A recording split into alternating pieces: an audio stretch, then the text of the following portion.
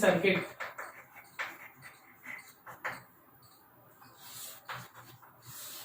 Discharging RC circuit में सबसे पहले चार्ज का इक्वेशन था क्यू नॉट ई पे power minus T by toe,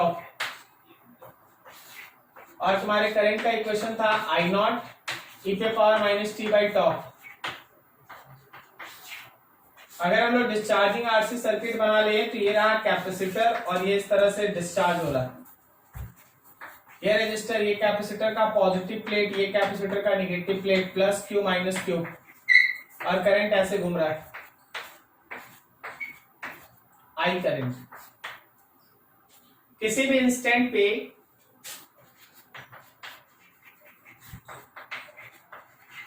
at any instant अगर तुमसे पूछा गया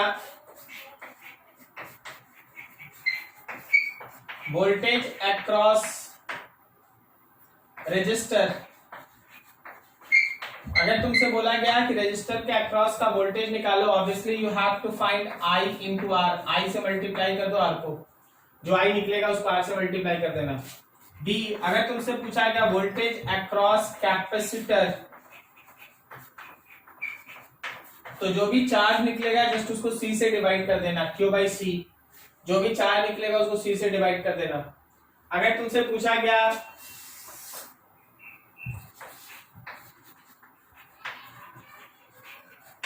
energy stored in capacitor, capacitor के अंदर का एनर्जी निकालो, obviously Q square by two C लगा दो। डी बोला गया पावर डिसिपेटेड,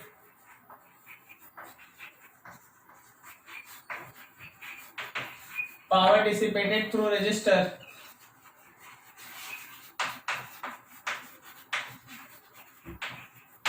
रजिस्टर से पावर का लॉस, अगर हमसे ये पूछा गया then you have to find I square R. और फिर से वही बात है, डी के बाद ई है, अगर हमसे हीट पूछा गया, हीट लॉस,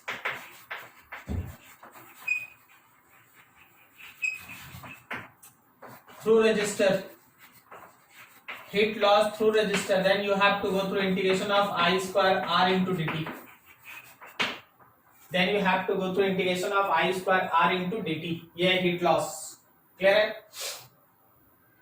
अभी एक चीज इसमें पूछते, बताना क्या निकालना है। ई के बाद हम एक एफ लिखते हैं, rate of energy stored, rate of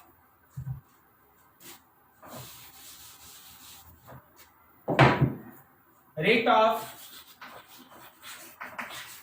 heat loss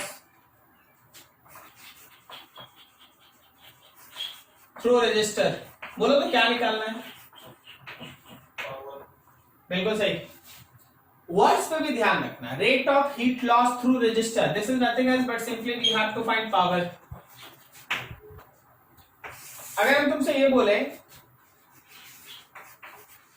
rate of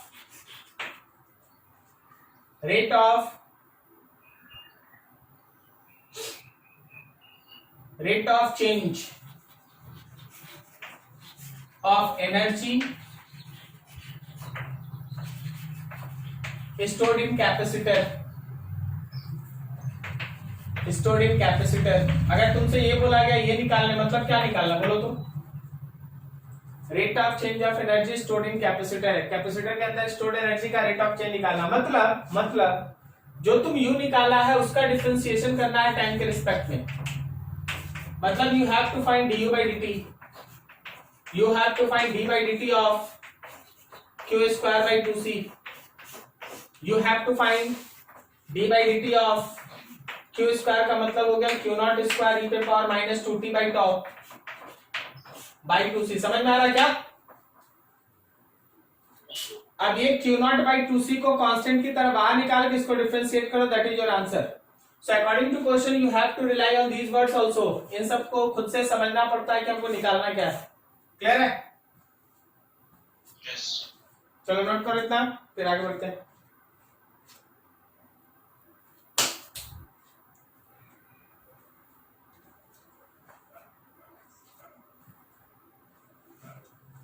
sir वो जो रेट ऑफ हीट लॉस है वो कांस्टेंट रहेगा? ये ना, हाँ ये पावर, ये कांस्टेंट नहीं है, पावर कांस्टेंट थोड़ी ना है। पावर में तो एक्चुअली तुम देखो आई है और आई में ऑलरेडी टी है।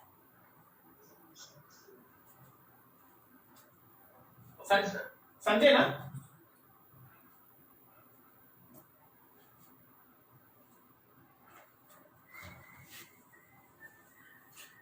हम इसको और क्लियर करके लिख देते हैं, हो सकता है एक दो लाइन स्किप करने से आपको। देखिए क्या हम dh को लिख सकते हैं आई स्क्वायर आर डी टी? तो अकॉर्डिंग टू ये जो स्टेटमेंट है वो क्या है, dh बाई dt है ना।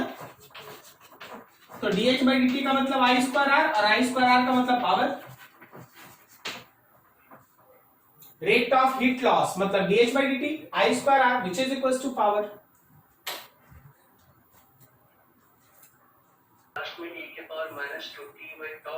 हाँ होगा ना, क्यू नॉट का वैल्यू पुट करेंगे, इसका स्क्वायर करेंगे। देखो इसका स्क्वायर करो तो क्यू नॉट का स्क्वायर ई पे power minus 2t by to होगा ना।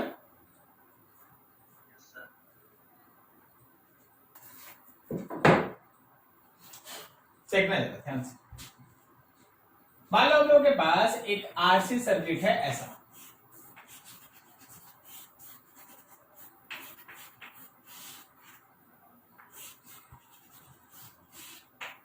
ये E है, ये R1 है, ये R2 है, ये C है, ये R3। यहां पे की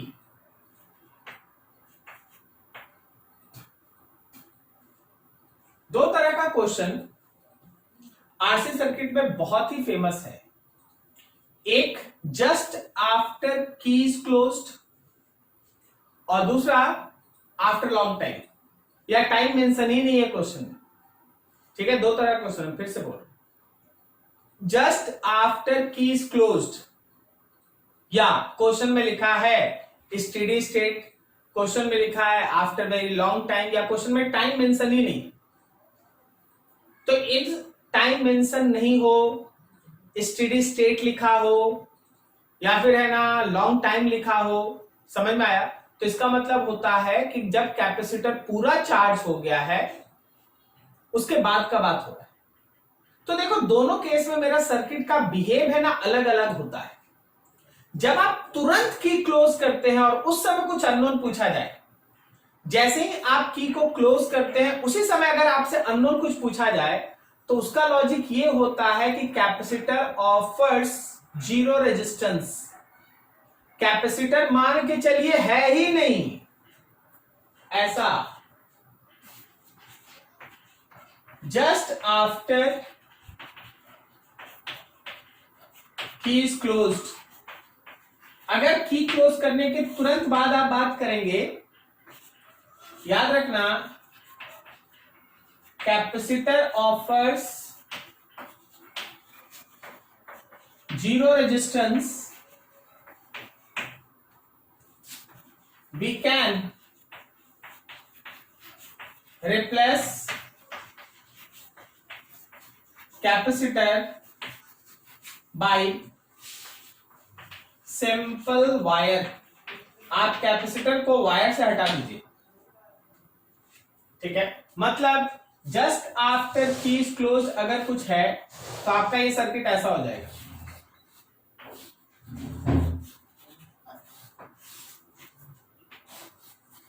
ये सर्किट ऐसा, यहां R1 है, ये R2 है, ये R3 है।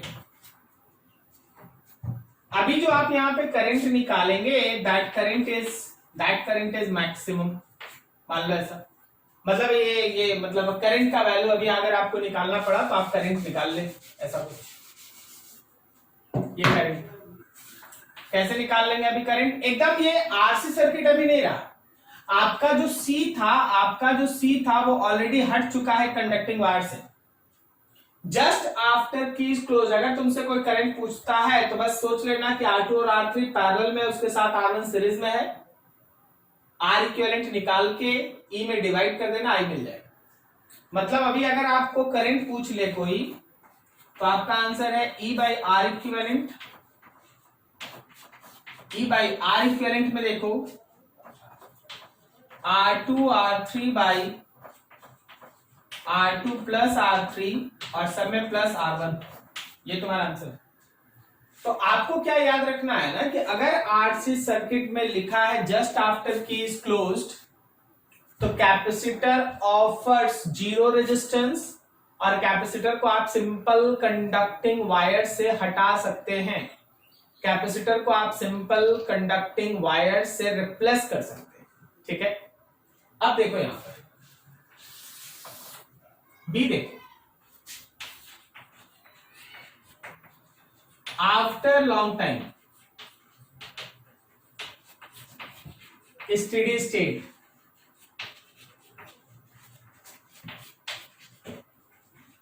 Time is not mention, time he mention नहीं है, लॉन्ग टाइम लिखा है, टाइम मेंशन नहीं है, स्टेडी स्टेट लिखा है, सब टाइप की मतलब होता है means capacitor is fully charged and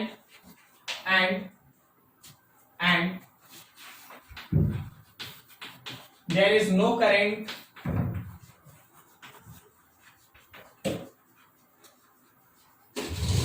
through capacitor। इसका मतलब ये होता है कि कैपेसिटर जो वो पूरी तरह से चार्ज है, और अगर कैपेसिटर पूरी तरह से चार्ज हो गया तो जिस ब्रांच में कैपेसिटर है, हम बोल रहे जिस ब्रांच में कैपेसिटर है उधर से फ्लो करने वाला current zero, there is no current through capacitor. तो सर इसका मतलब बताइए। आप ये भी बोल सकते हैं कि capacitor offers infinite resistance, capacitor offers infinite resistance, capacitor infinite resistance offer करेगा and your circuit is like that. देखो यहां पे है इनफाइनाइट रेजिस्टेंस, यहां पे इनफाइनाइट रेजिस्टेंस है, तो इस बार तुम्हारा खेल ऐसा होगा कि जो भी करंट होगा वो R1 से होते हुए R2 में नहीं जाएगा, सारा का सारा करंट R3 में जाएगा। क्या तुमको समझ में आया?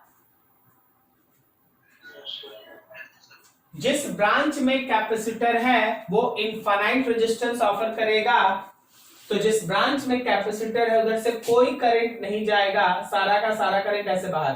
तो इस केस में अगर आप I का वैल्यू निकालिएगा then it will be equals to this value. क्या समझा? Yes sir. ठीक है, अब जरा सुनना और समझना और आगे समझना। ये फिगर तो ऐसे ही है ना,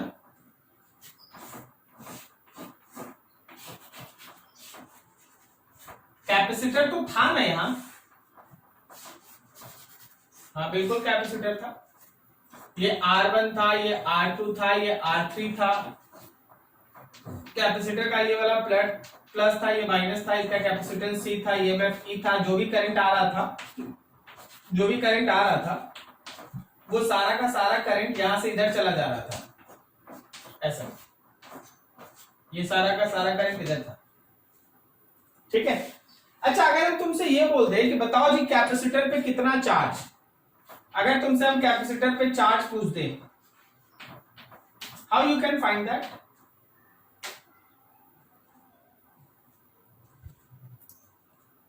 कैपेसिटर से चार्ज पूछ दे, कैपेसिटर के अंदर का स्टोर्ड एनर्जी पूछ दे, लाइक दैट, कैसे बनाएगा?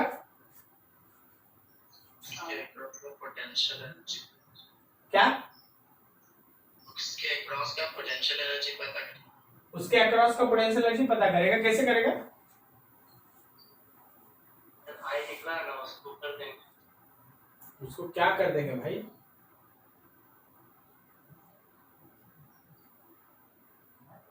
R2 और R3 के पैरेलल में उसका एक पोटेंशियल होगा, उसको निकाल दो, उसको इक्वल टू C कर देंगे।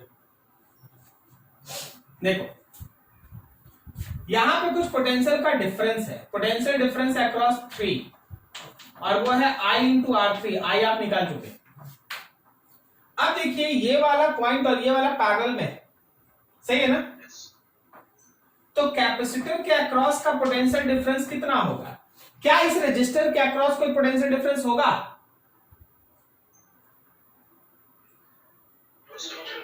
नहीं होगा। क्यों नहीं होगा? करंट नहीं है। इसका मतलब ये है कि कैपेसिटर के अक्रॉस का potential difference third resistor I into R3 के बराबर। I निकल चुका पहले। एक बार अगर पोटेंशियल डिफरेंस आ गया तो चार्ज निकालो, एनर्जी निकालो, जो निकालना निकाल लो। क्या ये समझ में आ रहा है? ठीक, नोट कीजिए इतना, फिर और आगे बढ़ते।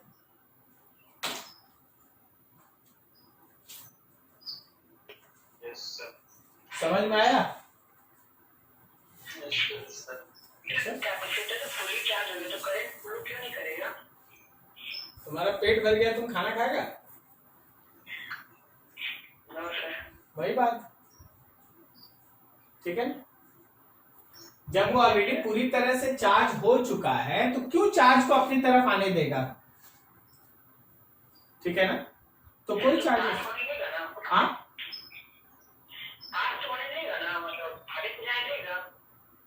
कहां से आगे चल जाएगा? तुम कैपेसिटर को देखा है ध्यान से? अब तुमको दिखाते कैपेसिटर आज।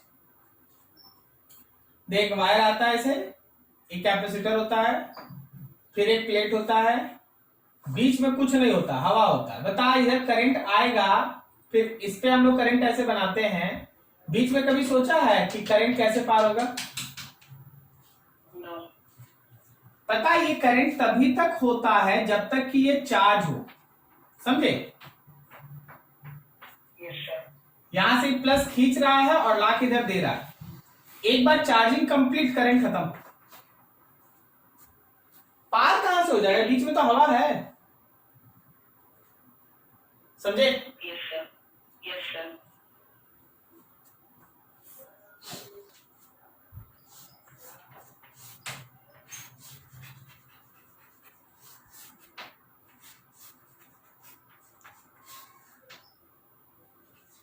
Twenty volt, 10 ohm, 10 ohm, 2 microfarad. यहां पे एक की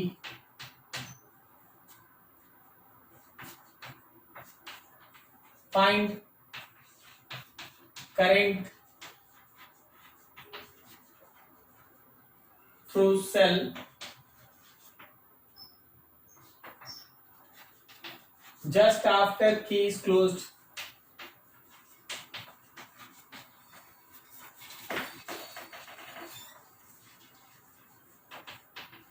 After long time,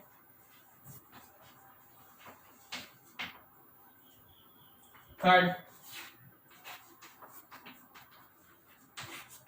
after long time, charge on capacitor. चलो फटाक से बनाओ, 5 मिनट समय, 5 मिनट, उससे ज्यादा नहीं। कैलकुलेशन करके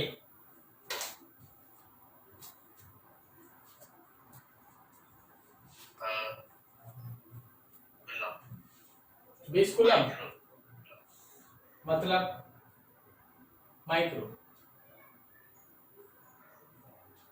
वेट वेट वेट, आंसर 4, दूसरा का आंसर 2, तीसरा का आंसर 40। सॉरी, हाँ सर 40 माइक्रो। ठीक है, दोनों का आंसर मैच कर गया तीनों? Yes sir. तो फर्स्ट वाले का आंसर कितना बोले? 4 एम्पीयर। 4। दूसरे वाले का? 2 एम्पीयर। और लास्ट वाले का? 40 माइक्रो।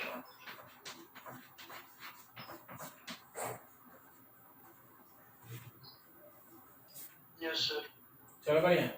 तो देखिए, एकदम सही आप जा रहे हैं, बिल्कुल सही जा रहे हैं। जब आप फर्स्ट केस को सॉल्व कर रहे हैं, जब आप फर्स्ट केस को सॉल्व करें current through cell just after key is closed, तो आप इसको ऐसे मान लिए तो 10 और 10 का पैरेलल में 5 हो गया, 20 में डिवाइड कर दिए, 4 एम्पियर आ गया। सही है ना? Yes sir. Yes sir. Second case में जैसे कोई करंट ही नहीं गया तो केवल सर्किट का रेजिस्टेंस 10 ओम था, 20 में 10 से डिवाइड कर दिए, 2 आ गया। इसी केस में जब 2 एम्पियर को 10 से आप मल्टीप्लाई किए तो यहां से यहां तक का वोल्टेज 20 वोल्ट है, तो यही 20 वोल्ट इसके अक्रॉस में भी है। तो सीवी कर दिए तो चार्ज आ गया, सीवी सीवी। ठीक है, छोटा छोटा ऑब्जेक्टिव्स, छोटा छोटा ऑब्जेक्टिव्स। ठीक है ना जी? हटाए ना, बनेगा अपने से। Yes sir. चलो अब और इसी में एक और टर्म आता है that is called time constant का कैलकुलेशन, टाइम कांस्टेंट, तो जिसको आप कहते हैं ना वो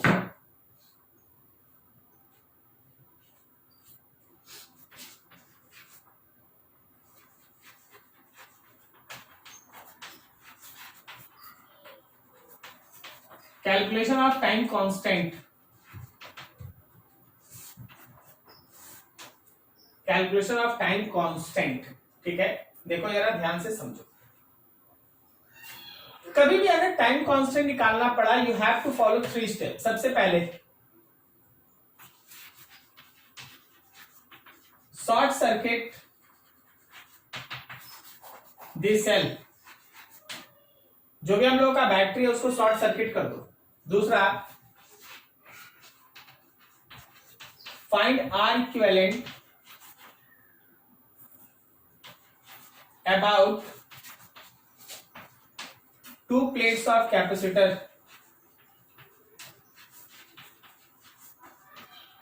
कैपेसिटर के दोनों प्लेट के अक्रॉस में आप आर इक्विवेलेंट निकालें। और third, tau will be equals to R equivalent into C. चलो एक छोटा सा पटांग सा सर्किट ले लेते हैं। मान लो तुम्हारे पास ये एक सर्किट,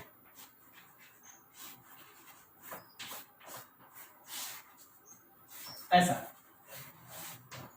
ये हम लोगों के पास E हो गया, ये R1 हो गया, ये R2 हो गया, ये R3 हो गया और ये C हो गया। बोला गया किसी भी इंस्टेंट पे इस सर्किट का टाइम कांस्टेंट निकालो, इस सर्किट का टाइम कांस्टेंट निकालो।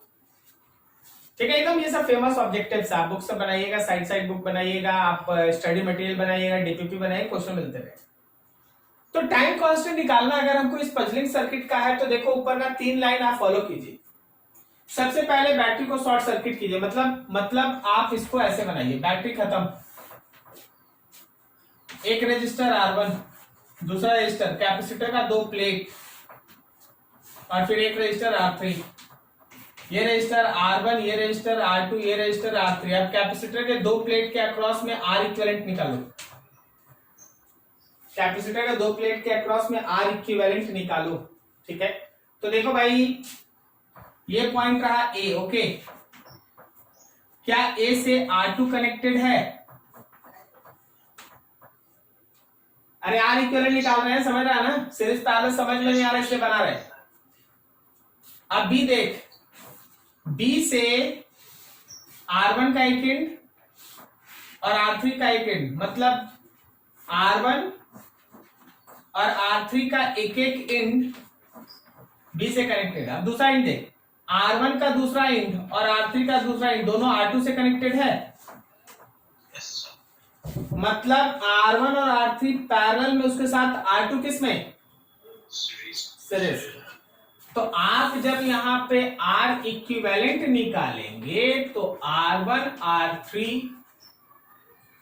बाई R1 प्लस R3 और प्लस होगा R2, ये R इक्विवेलेंट हो गया। Therefore time constant tau is equals to R equivalent into C, मतलब your time constant is R1 R3 by R1 plus R3 plus R2 और इन सब के साथ C का मल्टीप्लाई, ये इसका टाइम कांस्टेंट है, ये इस सर्किट का टाइम कांस्टेंट। क्या आपको ये 3 लाइन समझ में आ रहा है कैसे काम आ रहा है? सबसे पहले बैटरी को शॉर्ट सर्किट कर दिए, भूल गए बैटरी है यहाँ, फिर कैपेसिटर के दोनों प्लेट के अक्रॉस में R इक्विवेलेंट निकाले, उसके बाद टाइम कांस्टेंट हो गया R equivalent into C। Note करो इसको थोड़ा अच्छे से।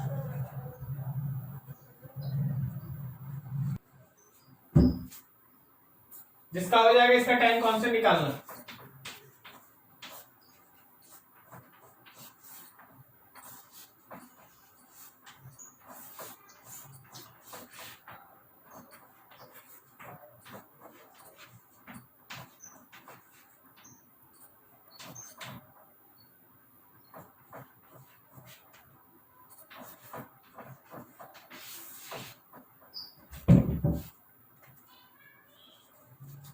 मतलब 63% होने में इसको 40 सेकंड लगेगा ना, बोल रहा है।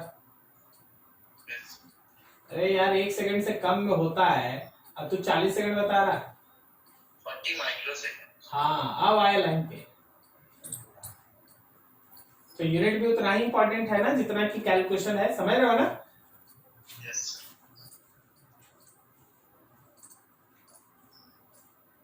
सर 80 आ रहा है सर। अच्छा ठीक है, 80 क्या आ रहा है? 80 क्या आ गया? Sir 80 micro second. हाँ 80 माइक्रो, मेरा भी 80 आ रहा है सर। और तुम्हारा भी 80 आ माइक्रो रहा है। Second sir. ठीक, 80 और 40 में आप टाई चल रहा मैच। कोई और बताओ कुछ नया? सर 40 हो। अंशु बाबू आपका आंसर सुन लिया यार, अब बाकी सबको बोलने दो। देखो आ रहा है जो ना आंसर, 80 आया, 40 आया, दोगे तो आ गया। अरे हम कुछ बताने राज, क्लास में भाग गया क्या? ऑन करके क्लास श्योर है घूम रहा होगा। देखो आवाज भी नहीं आ रहा। चैट सेक्शन में आंसर डालना सर अभी। हाँ देखो चैट सेक्शन में अभी आंसर डाल रहा है।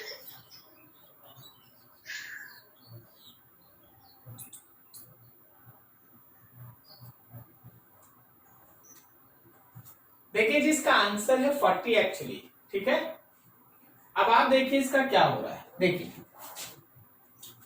आप जैसे इसको शॉर्ट सर्किट करेंगे और यहां के 2 पॉइंट के अप्रॉक्स में निकालेगा, तो आप देखिए जरा ध्यान से, पता है आपको ये रजिस्टर शॉर्ट सर्किट हो गया, तो रजिस्टर हो गया खत्म, यूजलेस। तो सीधा इक्विवेलेंट में केवल 10 आ गया, आर इक्विवेलेंट में केवल 1 रहा, ये वाला। समझ में आया? ये क्यों खत्म हो गया? क्योंकि ये शॉर्ट सर्किट हो गया। हम बोल रहे हैं कि जहां बैटरी था ना उसको आप शॉर्ट सर्किट किए, करें ना, तो आपका ये रजिस्टर का दोनों एंड एक ही वायर से जुड़ा हुआ मिल गया। देख लीजिए, ठीक है। तो ये शॉर्ट सर्किट हो गया। देखो कैपेसिटर अगर शॉर्ट सर्किट होता है, अगर कैपेसिटर शॉर्ट सर्किट होता है तो कैपेसिटेंस होता है इंफिनिटी, लेकिन रजिस्टर अगर शॉर्ट सर्किट होता है तो रेजिस्टेंस होता है 0। उल्टा है ना, रेसिप्रोकल है ना, याद है वो आपको, ठीक है। तो ये खत्म, बच गया 10, तो यही हम लोगों का आर इक्विवेलेंट है 10 ओम। तो आपके पास टाइम का वैल्यू हो गया आर इक्विवेलेंट इंटू सी, मतलब 10 ओम, और सी तो है ही हम लोग का 4 माइक्रोफैराड। कैलकुलेशन कर लिए 40 माइक्रोसेकंड, 40 माइक्रोसेकंड, ठीक है। ये चीज जस्ट 1 मिनट थोड़ा नोट करो।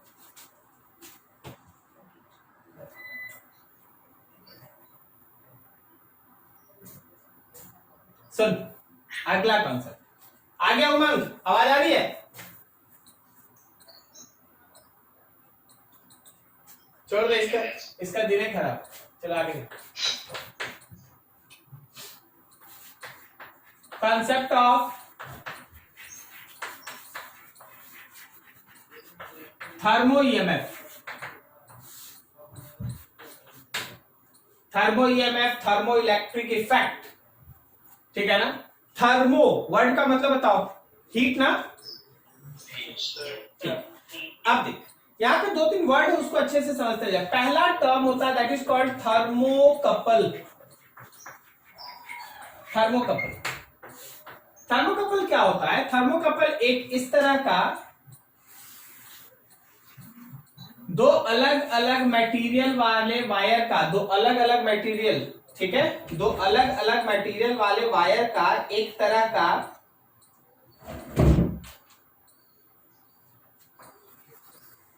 ये एक मटेरियल का वायर और नीचे एक दूसरे मटेरियल का वायर, दोनों जंक्शन पे बंधा है। इस अरेंजमेंट को हम लोग थर्मोकपल कहते हैं और ये कहलाता है जंक्शन। हाँ आ गया, वेरी गुड वेरी गुड।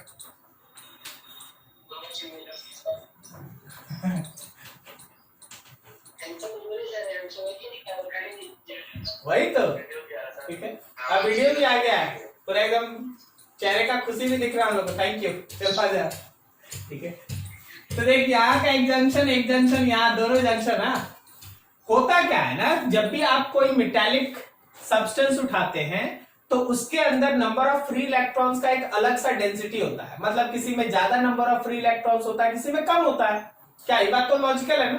अब मान ले कॉपर उठाएगा, आयरन उठाएगा, जिंक उठाएगा, तो सब में एक ही तरह का नंबर ऑफ फ्री इलेक्ट्रॉन्स तो होगा नहीं। क्लियर है? तो दोनों में नंबर ऑफ फ्री इलेक्ट्रॉन्स का नंबर अलग अलग होता है। अब मान लो ऐसा कि अगर if junctions are at same temperature, ध्यान रखिएगा, एकदम बढ़िया लॉजिकल बात आप कर रहे हैं। बैटरी लगा के करंट बनाना, ये तो सब कोई जानता है। बिना बैटरी के करंट कैसे प्रोड्यूस होता है वो देखो। ठीक है, अगर जंक्शन सेम टेम्परेचर पे हुआ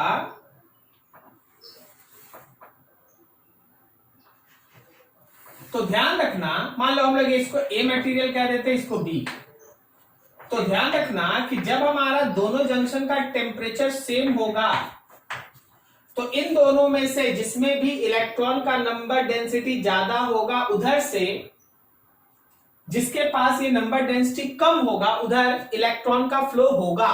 मान लीजिए, हम मानते हैं ऐसा कि ऊपर से नीचे इलेक्ट्रॉन का फ्लो हो रहा है। इलेक्ट्रॉन बी से ए की तरफ जा रहा है, बी में ज्यादा था, ए में कम था। अब दोनों जंक्शन का टेम्परेचर अगर सेम है तो दोनों तरफ फ्लो रेट भी सेम है। सो आप अगर इलेक्ट्रॉन ऊपर से नीचे जा रहा है तो आप ऐसा मान सकते हैं ना कि एक ईएमएफ है यहां जिसका प्लस ऊपर और माइनस नीचे। एक ईएमएफ है प्लस ऊपर माइनस नीचे, और दोनों ईएमएफ अभी सेम होगा। E1 और E2 सेम होगा। तो जरा लूप रूल लगाओ, यहाँ पे लूप रूल लगाओ। देखो, निगेटिव से पॉजिटिव प्लस E1, पॉजिटिव से निगेटिव माइनस E2, और दोनों का मैग्नीट्यूड सेम है, तो क्या तुमको अभी मिलेगा E net is equal to 0। मतलब कोई करंट तुमको अभी नहीं मिलेगा तब जब जंक्शंस का टेम्परेचर होगा सेम। अगर जंक्शंस का टेम्परेचर क्या हुआ,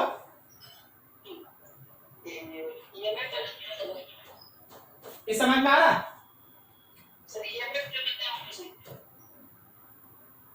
ईएमएफ वाला नहीं समझा ना?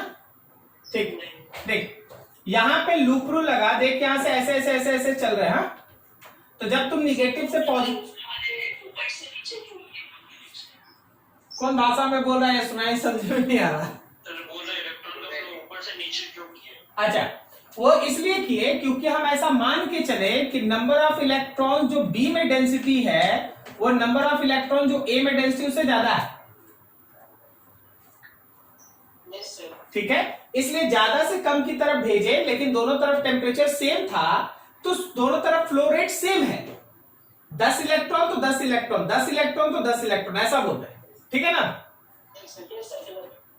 अब देख, मान ले जैसे हम लोगों का दोनों जंक्शन का टेम्परेचर डिफरेंट है। If temperature of both junctions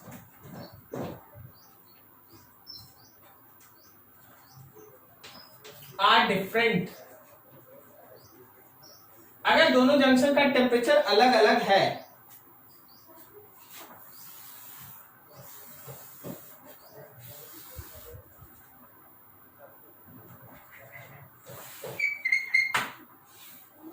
ये तुम्हारा बी था, ये ए है, यहां का टेम्परेचर T1 है, यहां का टेम्परेचर T2 है। अभी भी बी से ए की तरफ ही इलेक्ट्रॉन जाएगा,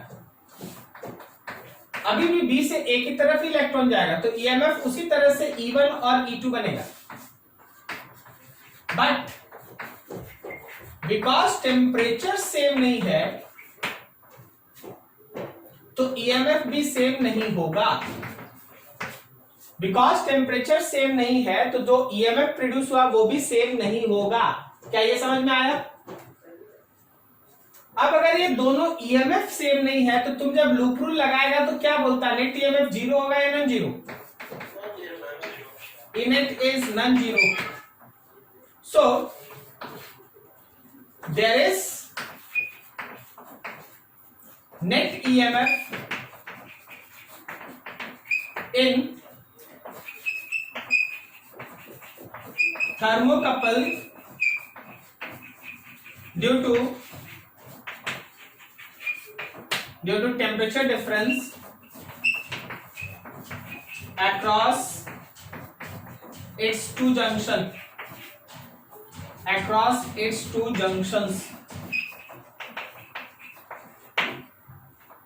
ठीक है, जैसे ही थर्मोकपल के दोनों जंक्शन का टेम्परेचर अलग अलग कर दिया जाता है, जैसे ही थर्मोकपल के दोनों जंक्शन का टेम्परेचर अलग अलग कर दिया जाता है, there is some EMF which is left in that thermocouple. This EMF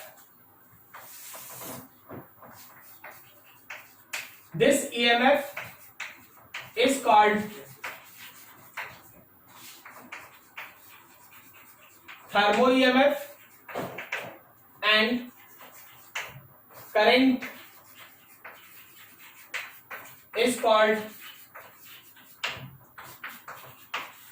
thermoelectric current. Current को हम थर्मोइलेक्ट्रिक करंट कहेंगे, एंड फेनोमेनन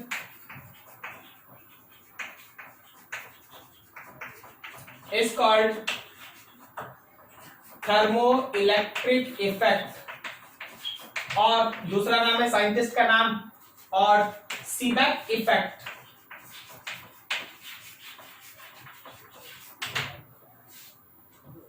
तो जो हम लोग का ईएमएफ प्रोड्यूस हुआ वो कहलाया थर्मो ईएमएफ, जो करंट आया वो थर्मोइलेक्ट्रिक करंट, और फेनोमेनन है थर्मोइलेक्ट्रिक इफेक्ट, या फिर दूसरा नाम है सीबेक इफेक्ट. देख, नेचर है ना सिमेट्री को फॉलो करता है, मतलब पाप के साथ पुण्य, दिन के साथ रात, सही के साथ गलत, उसी तरह अगर करंट से हीट प्रोड्यूस होता है, क्या करंट से हीट प्रोड्यूस होता है ना, तो हीट से करंट भी प्रोड्यूस होगा.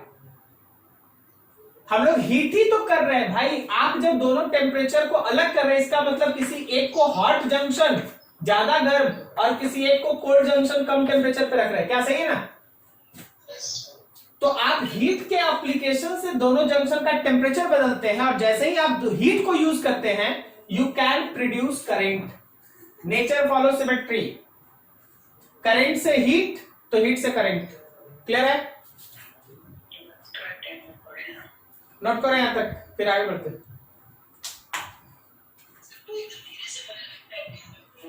क्या बोले?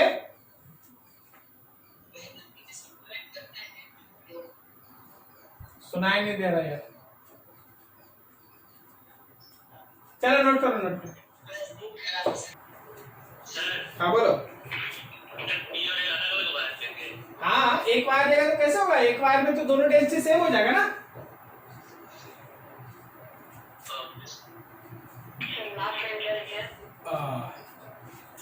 लेकिन phenomenon is called thermoelectric effect और Seebeck effect.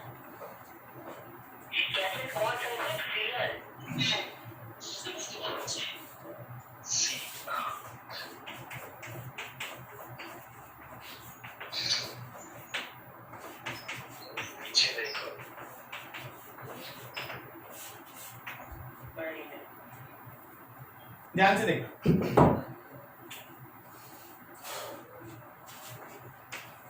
For any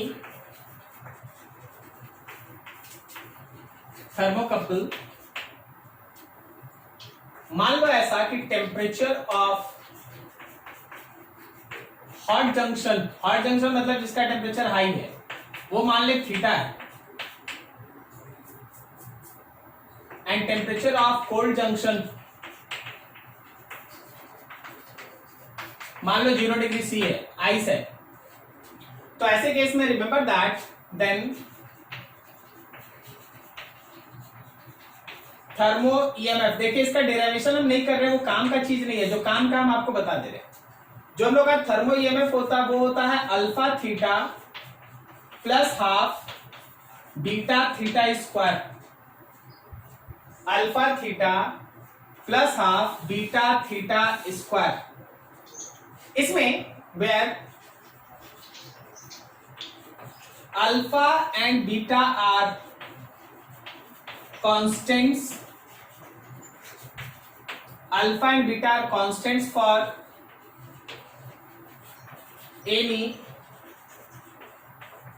thermocouple, alpha and beta are constant for any thermocouple, theta is temperature of hot junction लिख चुके हैं। अब हम तुमको एक चीज बताते हैं, जो E equals to alpha theta plus beta theta square लिखा है ना, ये जरूरी नहीं ऐसे रहे, हो सकता है कोई बुक फॉलो करो, कोई XYZ अलग अलग बुक देखो, तो हो सकता है यहाँ पे प्लस की जगह माइनस मिल जाए, हो सकता है किसी में हाफ नहीं हो, ठीक है। मतलब हम ये कह रहे हैं कि इस इक्वेशन का जो बेसिक फंडा है that is parabolic equation, quadratic, वो नहीं बदलेगा। ई में थीटा और थीटा स्क्वायर रहेगा, हमेशा रहेगा, क्योंकि वो क्वाड्रेटिक होता है तो क्वाड्रेटिक इक्वेशन रहेगा, बट कांस्टेंट्स में बदलाव हो सकता है।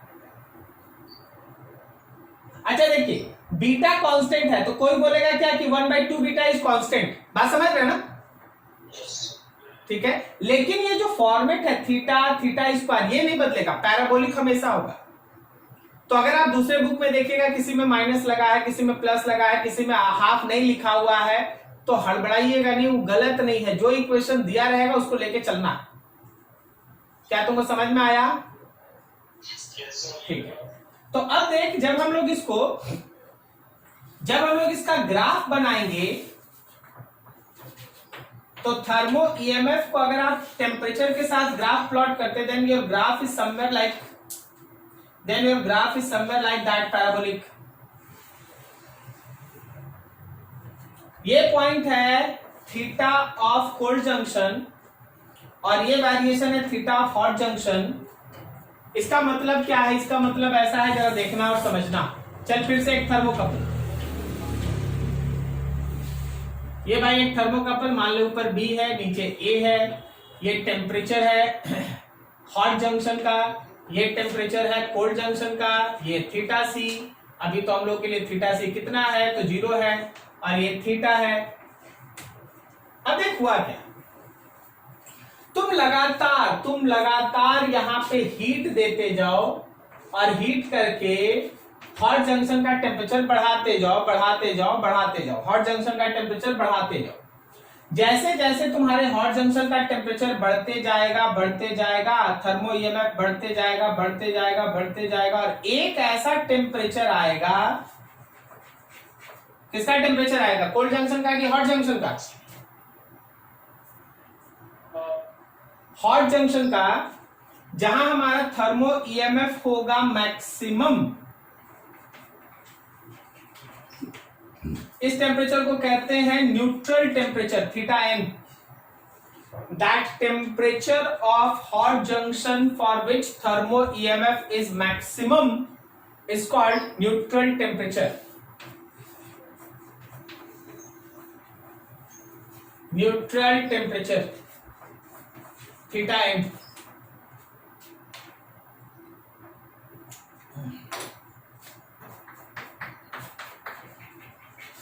Temperature of hot junction for which thermo EMF becomes maximum is called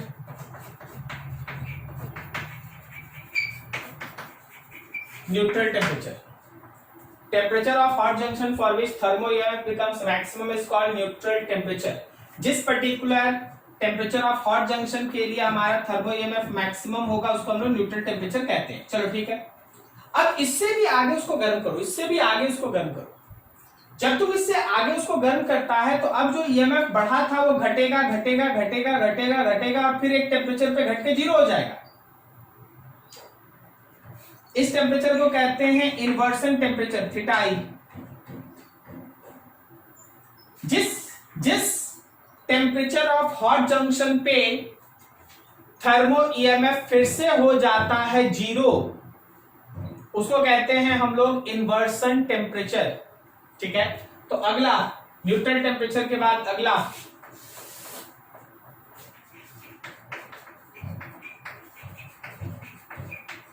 inversion temperature, theta I.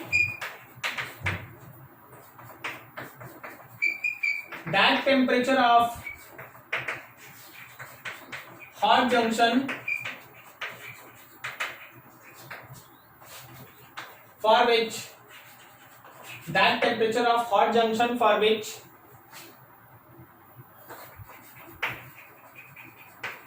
thermo EMF becomes zero is called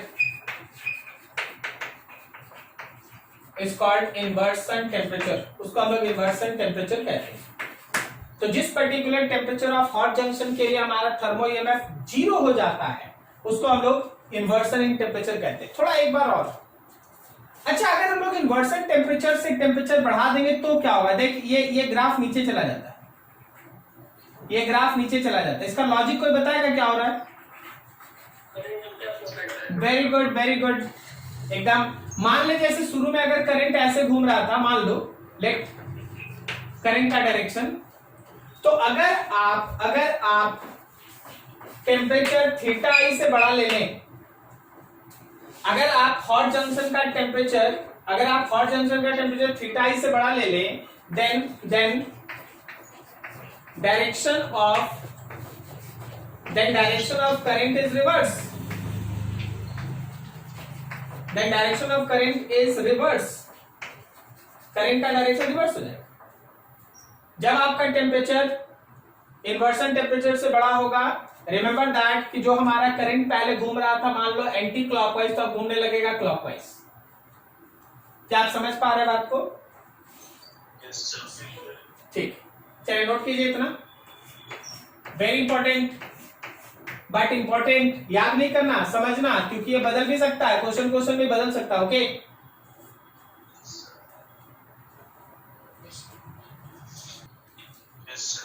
चलो ठीक है। ऑलमोस्ट है ना, करंट है ना खत्म होने वाला, ठीक है। इसमें हमको और आधा घंटा का क्लास लगेगा, हम अगले दिन अब पढ़ाएंगे इसमें। तो अगले दिन से है ना, आपको जितना भी डाउट उठ होगा, एक दो दिन आराम से आप अपना जितना भी करंट में डाउट है सब पूछिए। जो क्वेश्चन करंट का बनाना है बनाइए। थर्मो ईएमएफ में भी थोड़ा सा सेक्शन बस बचा हुआ, उसको laws of thermodynamic thermo effect कहते हैं, थर्मो इलेक्ट्रिक इफेक्ट लॉज, अगले दिन पढ़ा देंगे। इसके बाद अभी तुम्हारा केमिस्ट्री का क्लास है, सो चलो उसके लिए तैयारी करते हैं। कहीं कोई डाउट इसको समझने में? ठीक है, कुछ क्या बोला? अरे भाई कोई कन्वर्ट करके बोलो, क्या बोल रहा हूँ?